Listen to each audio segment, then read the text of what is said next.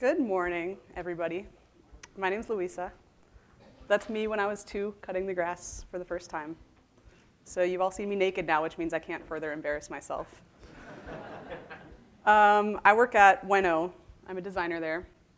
It's a small digital design agency in San Francisco. We have offices in New York and Iceland also. We do a lot of websites and apps and some branding and illustration sprinkled in there also. And it's a pretty cool group of people. So if anyone's in San Francisco, you should definitely come say hi.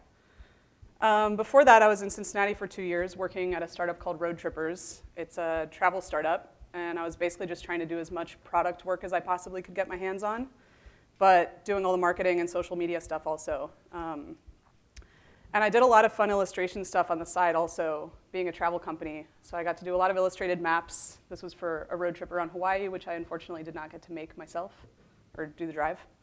And I did a series of iconic cars from every decade. This was my favorite one because I'm obsessed with VW camper vans.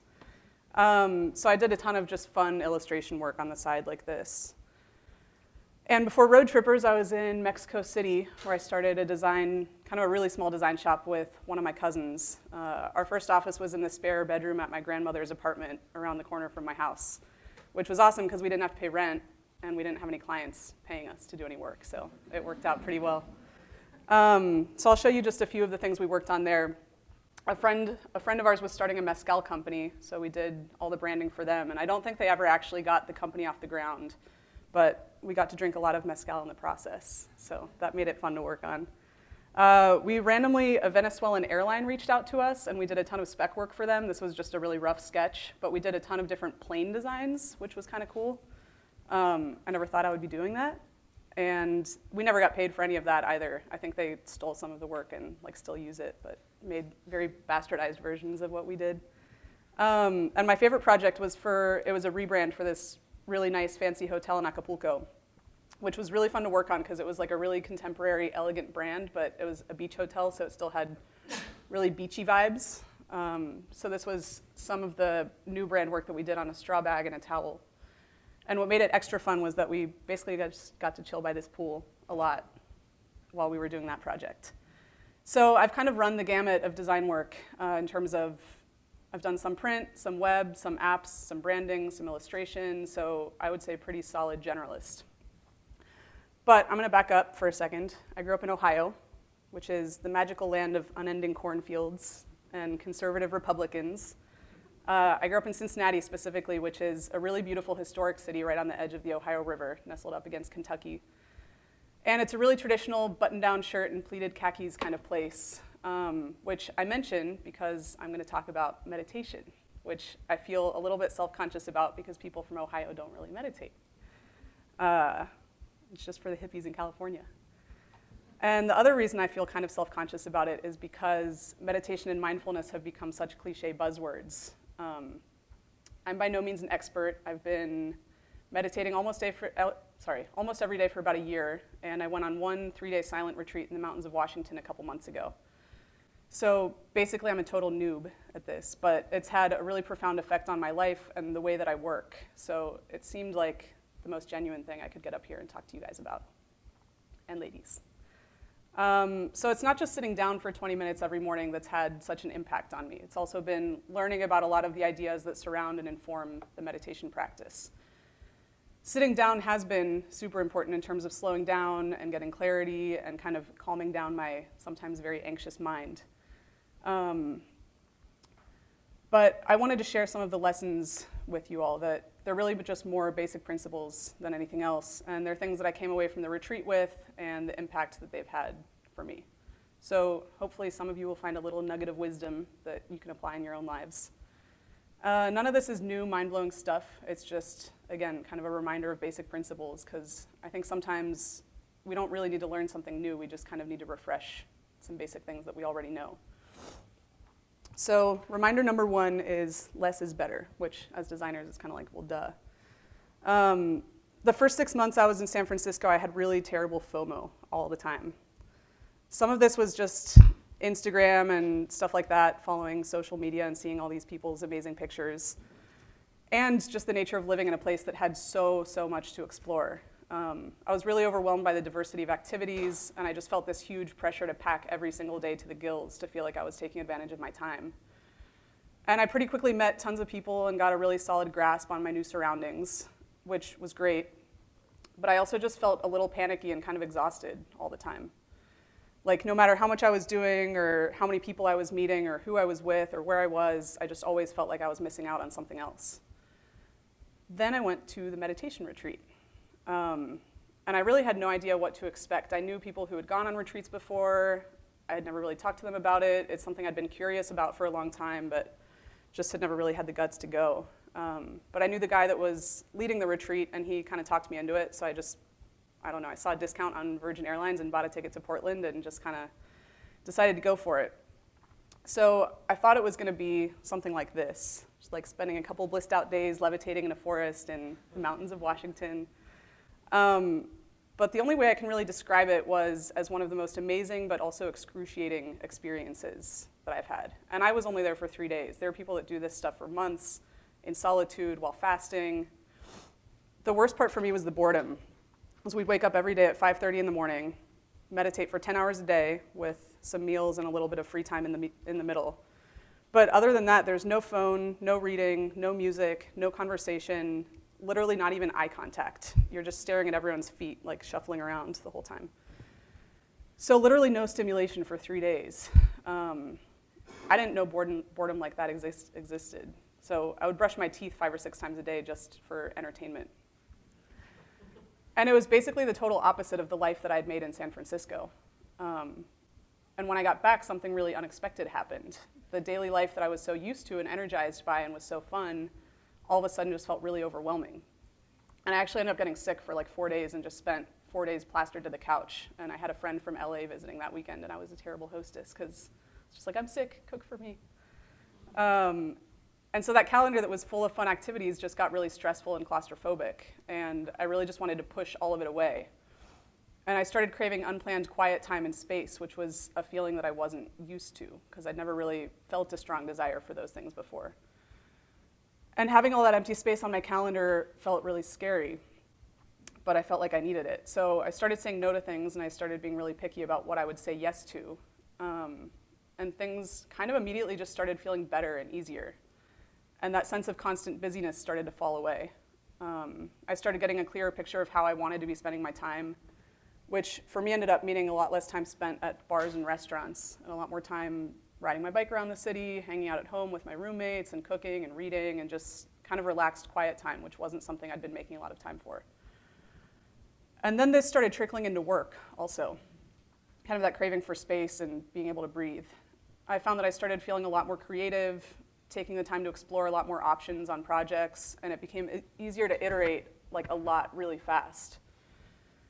And it just got me kind of to a much more productive, focused place. I think before that, I'd always felt a lot of pressure to just say yes to anything.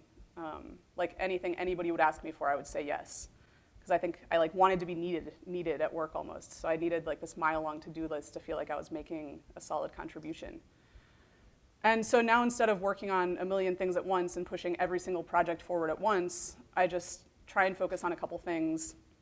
If I don't have the bandwidth to give something the attention it deserves, I just started saying no, or pushing back deadlines, which at first I thought I might get in trouble for, or like get a talking to from my boss, which I was scared about because he makes this face sometimes, which is kind of scary to look at.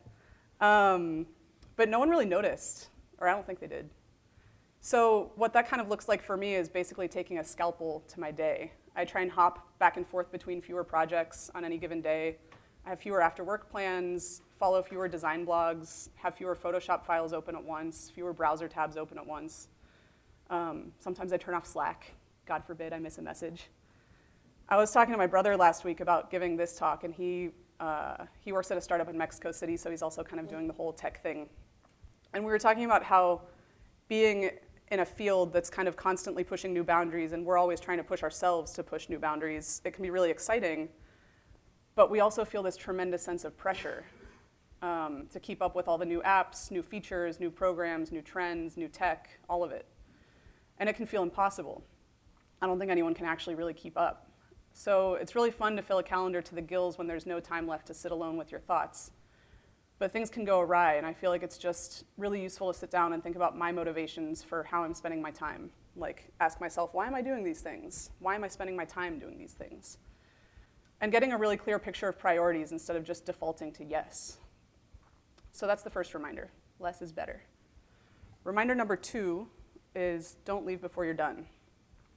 So I kept a journal at the retreat, which proved to be a riveting form of entertainment given the lack of activity. Every journal entry would end with 56 hours to go, 48 hours to go, 32 hours to go, and it was just like this countdown the whole time. And when I got to 16 hours, I started to feel like I could see the light at the end of the tunnel. During the 30-minute Q&A session that afternoon, I kind of brought this up to the leader of the retreat and just said I was really struggling to kind of like keep my mind where I was, and that it just kind of wanted to race past the end of the retreat. And I just was really spending all my time fantasizing about everything I would do when it was over, which meant everything I would watch on Netflix and the hamburger that I was going to eat as soon as I left, because it was like lentils for every meal. And the retreat leader basically just said, just keep your mind here. Don't let it take you away from where you are. So he said that in like a really beautifully eloquent way and elaborated a little bit more. But the gist of it was that by that point, 85% of the retreat was over.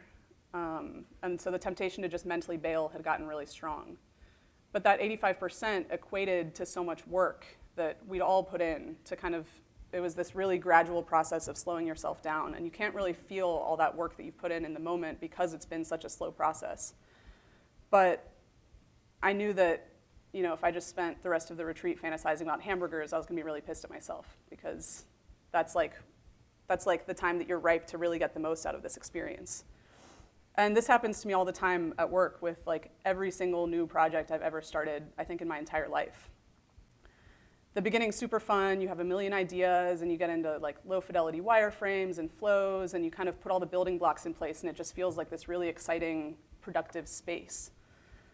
And then you get into visual design, and the whole thing really starts to come to life, and it's really beautiful and exciting, and like you can show it to people, and other people get excited about it. But then like maybe some flows and features don't quite come together the way that you were hoping, and it feels like everything just starts to unravel. And especially, this happens to me mostly in like really complex UX projects where just one thing won't fit, and then it feels like the whole thing is coming undone. And then getting into exporting assets and getting everything production ready, and I find it really, really hard to stick with like all the tedium of this small stuff. And I always start to just mentally check out, and like I'm thinking about the next juicy project that I'm gonna get to sink my teeth into. And it's really hard to get back into a productive headspace, because I just want the burgers and the Netflix. And so people talk about how the last 10% of design work, like that polish, is kind of what separates good work from great work. And I think what this 10% is really getting at is the mental discipline that it requires of us to stick with the design process with the same level of attention and care as when we were in the very beginning. And this is a really challenging thing to do, but it's also where we can grow and where we can make work that we're really proud of. So that's reminder number 2, to just stick it out until we're actually done. And last but not least is reminder number 3, there is no there. Growing up, I had a lot of ideas with like a lot of grandiose finality to them. So things like, when I get that grade, I'll know I'm really smart, or when I get that shirt, I'll be really cool. And I remember like the first day of freshman year of high school, I got this Kelly green polo shirt, and I literally thought that wearing that shirt was gonna make me like so much cooler than 8th grade Luisa. And I had a lot more ideas like that. Like, when I go to college, I'll finally be free. Or when I graduate from college, I'll finally get to do what I want. Or when I get that kind of job, I'll finally feel like I have my shit together. I think that, I mean, this list could go on forever, and I'm sure everyone in here has these similarly held ideas about their own lives or their own work. But the irony is that there is no there. The point isn't gonna come where I'm gonna learn something the right way or hear something the right way, and it's just gonna click in and stay clicked. I think we're all human, and that means that we're all kind of wrestling with what's going on all the time. And for a long time, I felt like if I found the right thing, it would just click in and stay there. But that really just hasn't been my experience. I think as designers, we tell ourselves things like, oh, when my work looks as good as that guy's, I'll know I'm a great designer.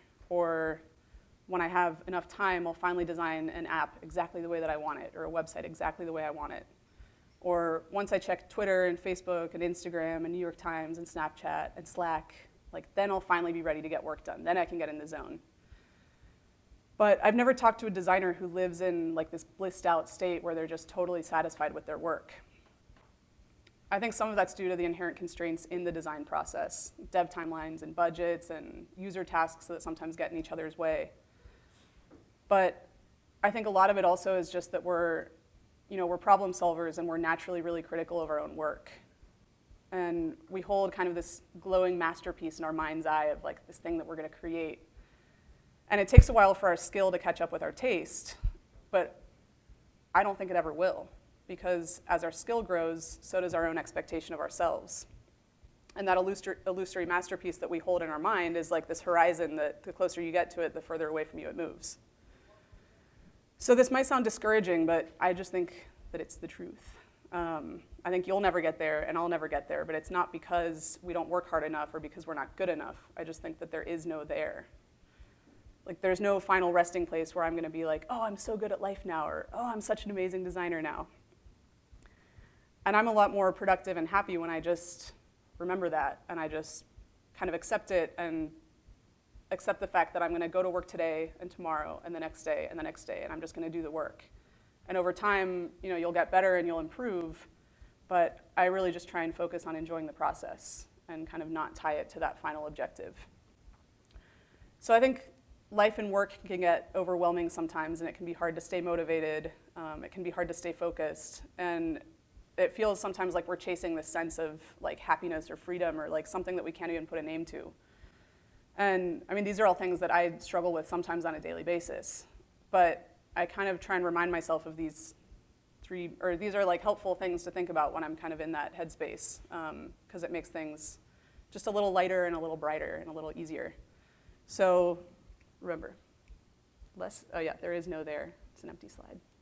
So less is better. Don't leave before you're done, and there is no there. I don't really have anything else to say. I wanted to thank Drew and Matt for putting this challenge in my path. It was really scary, but great. So thank you guys.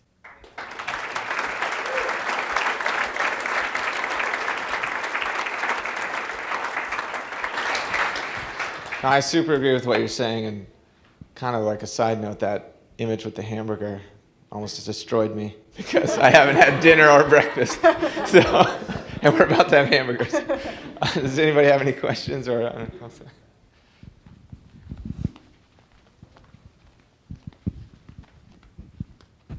Could you elaborate how you got started on the meditation path? There's an app called Headspace. Headspace. That I'm sure some of you have heard of. And I think I just associated meditation with like this super hippie, like new agey thing that just isn't something I identify with.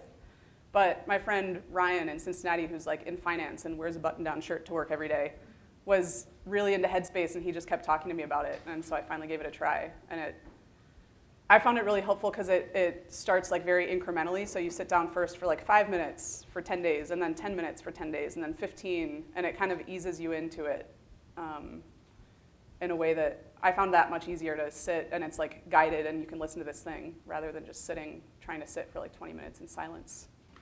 Hi. Were there any books or blogs that you follow on meditation and mindfulness that inspire you? I listen to this, I'm kind of obsessed with podcasts, and I listen to this one called The Good Life Project all the time. And it's just this guy, Jonathan Fields, and he interviews kind of a vast spread of people. And he's actually interviewed the guy that started the Headspace app, which was a really interesting one. But he kind of poses a basic question at the end of every episode, which is like, what does a good life mean to you? And so just hearing the responses from all these, it's mostly like entrepreneurs and kind of more creative types, I would say, not necessarily designers, but I don't know, it's really insightful. Cool. So that's a good one, Good Life Thanks. Project. So you talked a little bit about work that you do for product, and then also work that you're doing for fun, like the VW Bug that you're just like really into. Yeah. How has meditation changed the way that you see those two arenas? Has that affected the way that you work for fun versus work for work? I probably work less for fun. Honestly, I think I probably work a little less. Because I think I just feel less pressure. Before I felt like this thing where I was just trying to keep up, and I saw everybody else sitting at their desks for hours and hours on end, and it made me feel like I also had to be chained to my desk. And I think it just kind of got to the point where I took that pressure off myself and kind of just gave myself the freedom to like do other things, which I find really nourishes then the work, because I don't feel like it's as much of an obligation. It's like, I'm here because I want to be here when I want to be here, but I'm also going to give myself the freedom to be somewhere else when I don't want to be here. So yeah, I mean, I think I don't do as much side work anymore, but I have a lot more fun like doing the work. So it kind of, I get both things from that now. But I also switched jobs as part of that transition, so.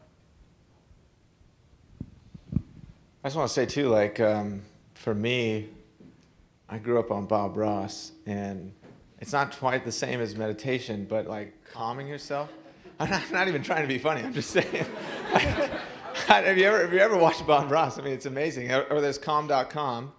I don't know if you've seen that one, but calm.com.